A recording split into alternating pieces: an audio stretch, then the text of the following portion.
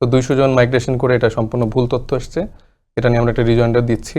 আর হচ্ছে যে ভাইয়ের কথায় কিন্তু এটা চলে আসলো যে তারা কিন্তু আসলে আওয়ামী লীগের ব্যাপারে বেশ সফট, এবং আমির খসরু মাহমুদ চৌধুরী সাহেবের বক্তব্য কিন্তু আজকে সেটা ক্লিয়ার হয়েছে। এবং সেই জায়গাগুলোতেই কিন্তু আমরা দেখতে পাচ্ছি আজকে কিন্তু একটা কিশোরগঞ্জে আপনি একটা মিছিল দেখেছেন হয়তো পাকুন্দিয়াতে, সেখানে কিন্তু ছাত্রদলের যুবদল এবং ছাত্রদলের মিলে একটা মিছিল হয়েছে, যেখানে বলা হয়েছে প্রকাশ্যে একটা এনসিপি ধরে জবাই কর, তারপর একটা জামাত ধর, একটা এরকম কিন্তু কথা এসছে।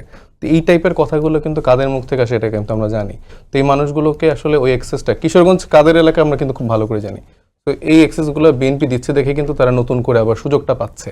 আর আপনি যদি বলেন যে বৃহৎ আকারে যে আওয়ামী লীগের একটা জায়গা ভাই বললেন, এটা কিন্তু 7 জানুয়ারিতে কিন্তু প্রমাণ হয়ে গিয়েছে যে আওয়ামী লীগের যে বড় ভোট ব্যাংক ছিল সেটা কমতে কমতে এটা 4 to 7% চলে আসছে। যে মানুষগুলোকে আওয়ামী লীগ করতো তারাও এখন আওয়ামী লীগকে ঘৃণা করে, সেই মানুষগুলো কিন্তু আর আওয়ামী লীগের জায়গাটা ওই 7 তারিখে এই দলীয় পরিচয়টা চেঞ্জ করে দিয়েছে।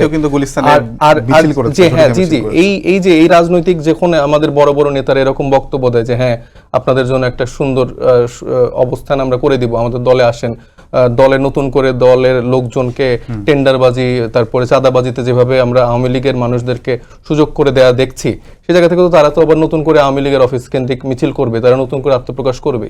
তো এই জায়গাগুলো যদি বিএনপি আসলে স্ট্রিক্ট না হয়, অন্যান্য দলগুলো যদি স্ট্রিক্ট না হয়, এনসিপির জায়গার মতো করে শক্ত অবস্থান প্রত্যেকটা দলের আওয়ামী লীগের ক্ষেত্রে নিতে হবে। তাদেরকে কোনো রকম মাফ এবং তাদেরকে কোনো রকম সুযোগ বাংলাদেশ দেওয়া যাবে না, তাদের রাজনীতির কোনো অধিকার নেই।